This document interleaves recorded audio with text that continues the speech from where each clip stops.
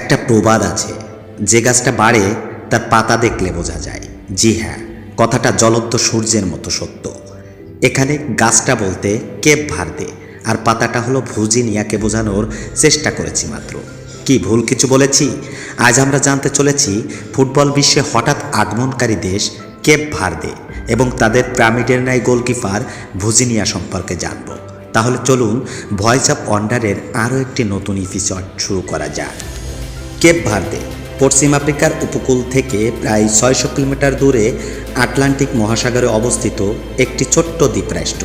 ১০টি আগ্নেয়গিরিজাত দ্বীপ নিয়ে গঠিত দেশটির রাজধানী প্রায় ১৯৭৫ সালে পর্তুগালের কাছ থেকে স্বাধীনতা লাভ করে।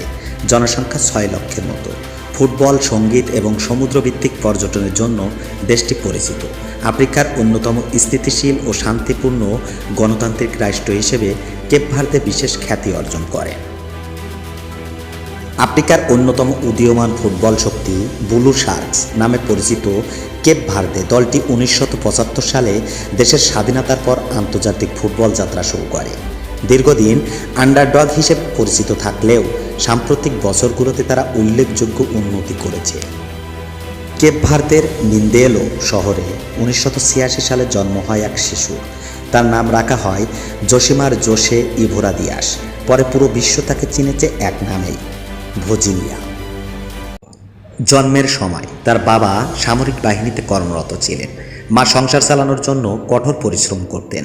ফলে ছোট্ট অবুঝ ছেলেটা বড় হয়েছিল মূলত দাদা দাদির কাছে। তার পৃথিবী ছিল দাদা দাদিকে ঘিরে। দ্বীপের রাস্তায় বড় ছেলেদের সঙ্গে ফুটবল খেলতেন তিনি। বয়সে ছোট হওয়ায় প্রায়ই ধাক্কা খেতেন, হারতেন, অপমানিত হতেন। তখন কাঁদতে কাঁদতে দাদা দাদির কাছে ছুটে যেতেন। এলাকার ছেলেরা মজা করে তাকে ডাকত ভজিনিয়া, অর্থাৎ ছোট্ট দাদি। ঠাট্টার সেই নামটাই একদিন বিশ্বকাপের মঞ্চে অমর হয়ে যাবে, তা কেউ জানতেই পারেনি। অনেকের চোখে তিনি ছিলেন খাটো গড়নের একজন ছেলে, গোলকিপার হওয়ার জন্য যথেষ্ট লম্বা নন। কিন্তু তিনি হার মানেননি। যখন অন্যরা তাকে নিয়ে সন্দেহ করছিল, তখন তিনি নিজের স্বপ্নকে আরও শক্ত করে আঁকড়ে ধরেছিলেন।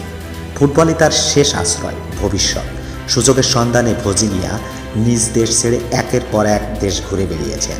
পর্তুগাল, অ্যাঙ্গোলা, সাইপ্রাস, এমনকি স্লোভাকিয়া ও অন্যান্য দেশে জীবনের বড় একটা সময় অনিশ্চয়তার মধ্য দিয়ে কাটিয়ে দিয়েছেন। কোথাও স্থায়িত্ব নেই, কোথাও নিরাপত্তা নেই, তবুও তিনি লড়াই করে গেছেন। বড় ক্লাব ছিল না, বড় বেতন ছিল না, বড় তারকা খ্যাতিও ছিল না। চোখে মুখে ছিল শুধু একটাই স্বপ্ন, একদিন নিজের দেশের হয়ে বিশ্বকাপ খেলবেন। অনেকেই জানেন না, তিনি পেশাদার ফুটবলে স্থায়ী সুযোগ পেয়েছিলেন অনেক দেরিতে। যখন অন্য খেলোয়াড়েরা নিজেদের ক্যারিয়ার গড়ে ফেলেছে, তখনও তিনি নিজের জায়গা খুঁজছিলেন। তবুও হাল ছাড়েননি। বহুবার ব্যর্থ হয়েছেন, বহুবার ভেঙে পড়েছেন, বহুবার মনে হয়েছে হয়তো আর হবে না।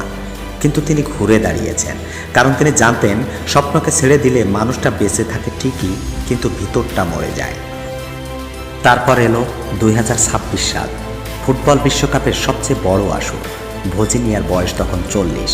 যে বয়সে অধিকাংশ ফুটবলার অবসর নিয়ে ফেলেন, সেই বয়সে ভজিনিয়া জীবনের প্রথম বিশ্বকাপ খেলতে মাঠে নামলেন। প্রতিপক্ষ বিশ্ব ফুটবল শক্তি স্পেন। সবাই ভেবেছিলেন ম্যাচটা একতরফা হবে, কিন্তু সেদিন গোলপোস্টের সামনে দাঁড়িয়েছিল এক বৃদ্ধ যোদ্ধা, নাম তার ভজিনিয়া।